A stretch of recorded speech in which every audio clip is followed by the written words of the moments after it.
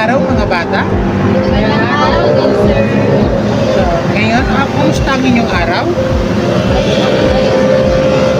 Okay po, so mabuti kung ganon. So ngayon po ay muli tayong mag-aaral tungkol sa sexualidad at pagkilala sa pag-unawa sa sarili. Handa na po ba ang lahat? Opo. Panibagong talakayan natin. So bago tayo magsimula, maaari po bang tumayo para sa ating panalangin? Sino gustong mamuna?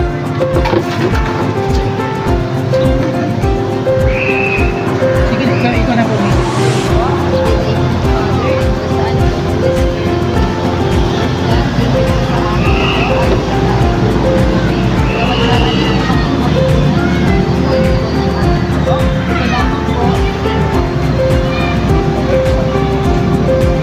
So bago po tayo tuluyang umupo, pwede pong pakiayos muna ng ating upuan at kung may basura po sa inyong paligid, ay pwede po itanggal na lang. Okay po, maaari na po kayong. So noong nakarang aralin, tinalakay natin ang mga umiiral na mga paglabag sa paggalang ng mga nakakatanda at mga otoridad. No, so sino pong ang mga kapagsabi kung ano ang mga ibig sabihin?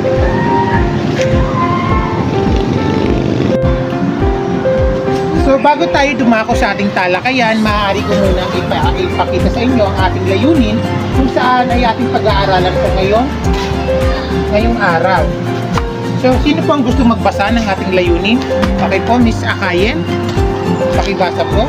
Layunin, may papaliwanag ang kahulugan ng sexualidad bilang bahagi ng pagkatao at pagkakaunawa. Pangalawa, paghalagahan ang pag-unawa sa sariling sexualidad bilang daan sa tamang pagpapasya at paggalang sa sarili at sa iba. Pangatlo, makapagbabahagi ng sariling paraan kung paano mapapangalagaan ang dangal at sexualidad sa pamamagitan ng isang malikhain. Okay, salamat po, Miss Jenny. Nauunawaan po ba ang ating layunin?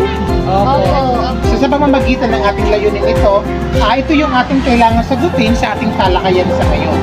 No? So, eto na po yun. So bago tayo dumako sa ating talakayan, makikita niyo po ba ang nasa larawan? Opo. So base sa larawan, sa mga tao ito, anong pagkakaintindi ninyo? Edward? Pare-pareho ba sila ng pagkakakilanlan o paano ba sila naiipon? Kung sinagkaroon tayo ng pagkakilanlan, isa lalaki, isa babae, isa motor, isa bakla. Okay. So maganda ang observation po, no? Ayun, tama naman yun, no? So iba-iba yung mga kasiran na pagkakakilanlan nila dyan sa larawan. So iba-iba yung mga kabataan, no? So lahat sila o tayo ay may pantay-pantay na dangal at karapatan na mas mahalaga na matuto tayong rumasikato sa pagkakaiba ng bawat isa, no, sa tao. So ngayon naman ay dumako tayo sa ating talakayan.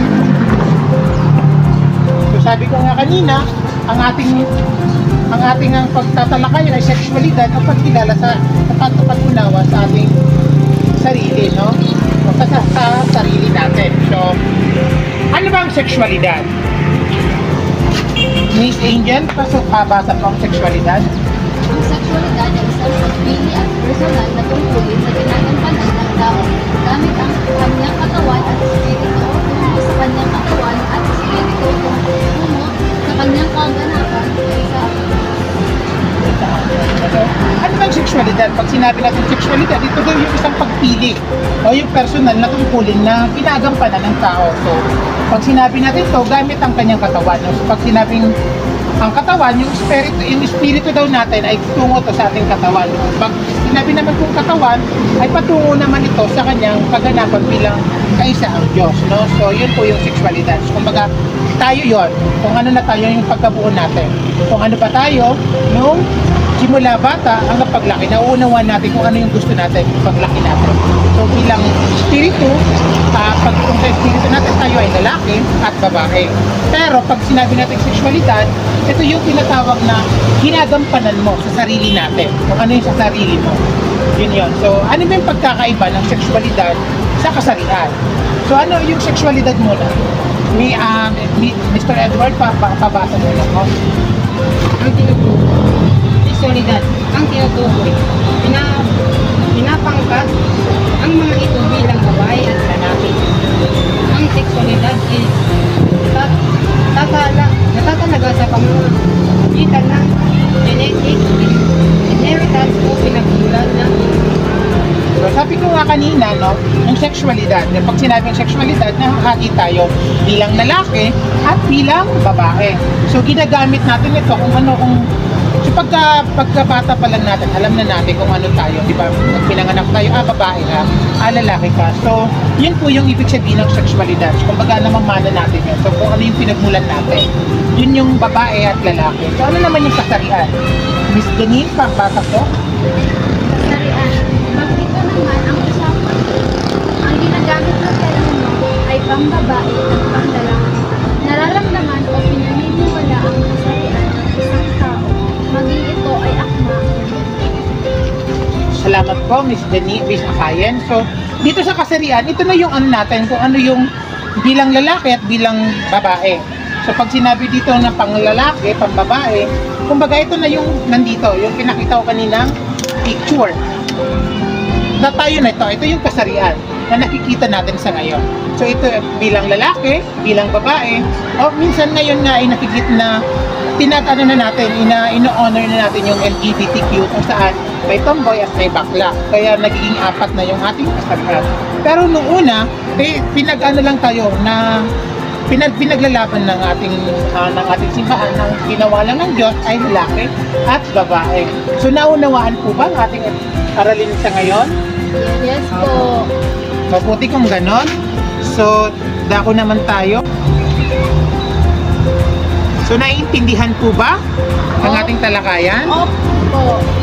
Okay, so bati sa ating tinalakay, ano ang ibig sabihin ng sexualidad? Edward? ang sexualidad po ay bahagi ng ating pagkatao ay natin matungkol sa kung paano natin nakilala, naunawaan at pinapahayag ang ating sarili. Ilang lalaki ay o sa pamilihan ng dalawa. Bakit din ito ang tinutulong ng namin? Pag-iisip asal at ipag-nayag na ito. Tama naman po yun, no? Tama naman yun, no? Sa ngayon naman, so paano naman naiiba yung kasarian sa sexualidad? Isa kayan? So, ang kasarian po ay tumutukoy sa physical o biological na pagkakaiba ng babae at lalaki. Samantalang po, ang sexualidad ay mas malawak o kasama dito ang emosyon at pag-iisip at ugnayan sa Tama. Kumbaga yung kasarian, tinutukoy natin yung physical natin na katawan. Pag sinabi naman na sexualidad, ito yung mga emotion natin, yung nararamdaman natin. Yun yung ibig sabihin. Kaya alam naman natin kapag sinabi natin kasarian, ayun yung ating physical na katawan, ang babae at panlalaki. Pag sinabi naman natin sexualidad, ay yung emotion, yung nararamdaman natin bilang tao. Yun yung sexualidad. So, next po, bakit mahalaga na maunawaan at tanggapin ang sariling sexualidad? Okay po, Eden? dahil po sa pamagitan po nito, mas nakikilala po natin ang ating sarili na matuto tayo igalang ang iba at nagiging handa po tayo sa mga hanggang sa Mahusay, no? Maganda nga naman sa inyo. So, maganda yung mga sagot ninyo. So, ipinapakita ninyo na nauunawaan ninyo ang sexualidad, hindi lang tungkol sa pagiging babae, lalaki, tomboy or baklaman. So, kundi ito ay bahagi ng pagkatao na may kinalaman sa ating damdamin at pag-iisip. Ako'y natutuwa dahil ninyong naiintindihan kung ano ating tinatalakay sa ngayon. So, batay sa ating mga tinatalakay sa ating talakayan na kung saan ito ay tungkol sa sexualidad, pagkilala at paggunawa sa sarili, paano ninyo ilalarawan ang sexualidad ng tao. Bukod sa kasarian, ano ba ang sakop ng sexualidad? So okay, Mr. Edward? Ang sexualidad ay bahagi ng ating pagkatao. Kumagaway sa kung paano natin nakikilala, naunawan at ipinapahayag ang ating sarili, hanggang lalaki, babae, sa mga iba. Kung nakita na, dalawa. Hindi ko ang emosyon, ang dami, isip, mga buhay, ibang Magaling, tama po yun, no? So, ang sexualidad ay isang likas na bahagi ng ating pagkatao. So, hindi lang ito limitado sa physical natin o kasarian lamang, no?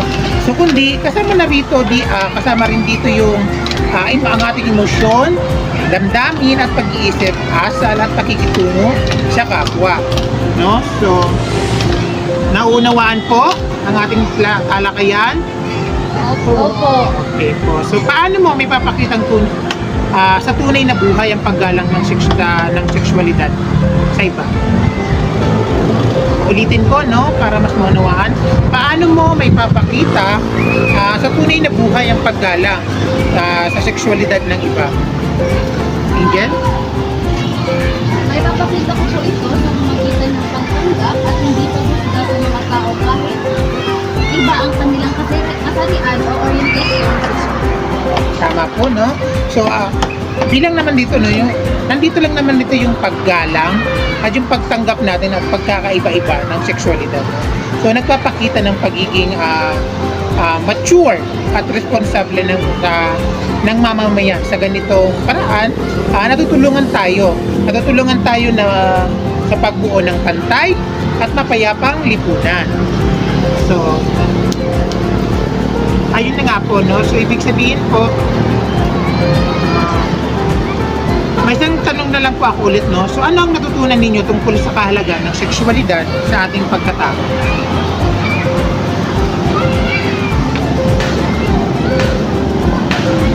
Uri ko na yan.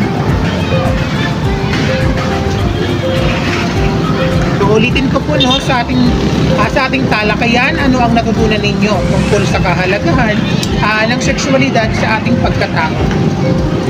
Okay po, Miss Janine? Ang